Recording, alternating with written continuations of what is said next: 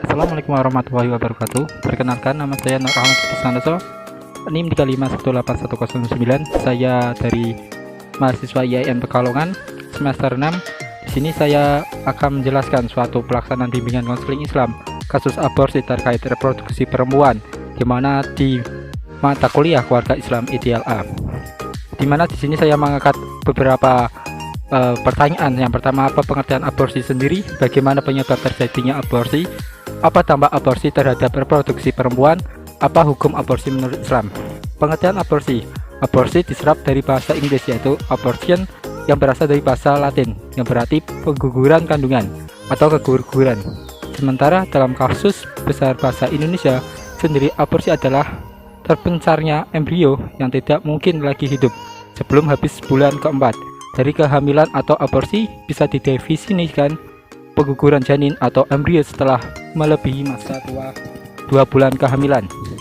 Pengertian aborsi menurut para ahli fikih seperti yang dijelaskan oleh Al-Ghazali, aborsi adalah penyerapan nyawa yang ada di dalam janin atau merusak sesuatu yang sudah terkonsepsi. Jika tes urinnya ternyata hasilnya positif, itulah awal dari suatu kehidupan. Dan jika dirusak, maka hal itu merupakan pelanggaran pidana atau jinayah. Penyebab terjadinya aborsi.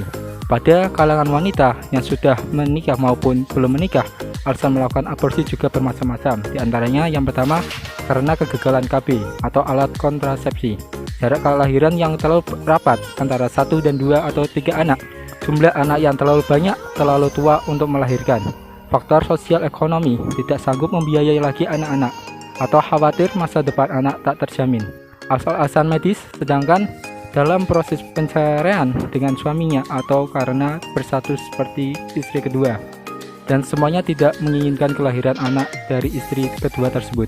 Dengan pada wanita yang belum menikah, ditentukan bahwa alasan mereka melakukan aborsi antara lain karena masih berusia remaja atau belum usianya cukupi, pacar tidak mau bertanggung jawab atau meninggalkannya, takut pada orang tua, berstatus janda yang hamil di luar nikah, bersatu sebagai simpanan, seorang yang dilarang hamil oleh pasangannya. Dampak aborsi terhadap reproduksi perempuan, di mana dampak terbesarnya aborsi yaitu kematian seorang ibunya sendiri. Karena melahirkan atau bersalin secara normal, perempuan yang melakukan aborsi dapat mengalami gangguan kejiwaan seperti stres pasca trauma aborsi. Dijauh dari lingkungan. Hukum aborsi menurut Islam. Hukum aborsi di Indonesia terdapat beberapa undang-undang yang berkaitan, antara lain Undang-Undang Nomor 1 Tahun 1946 tentang Kitab Undang-Undang Hukum Pidana.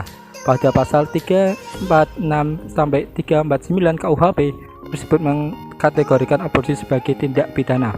Menurut Hussein Muhammad, pengguguran kandungan hanya dapat diperbolehkan karena sejumlah alasan. Beberapa diantaranya adalah keringan air susu ibu dan disebabkan kehamilan, sementara ia sendiri sedang menyusui bayinya. Dalam keadaan demikian, dia atau suaminya tidak mampu membayar air susu lain. Alasan lain adalah ketidakmampuan ibu menanggung beban hamil karena tubuhnya yang kurus atau rapuh. Namun, aborsi dapat dipandang Islam pada dasarnya adalah haram, karena bisa digaris besar telah dengan sengaja menghilangkan nyawa seseorang. Meskipun demikian, hukum Islam sangatlah fleksibel dan luas. Begitulah paparan dari saya tentang aborsi. Sekian dari saya. Wassalamualaikum warahmatullahi wabarakatuh.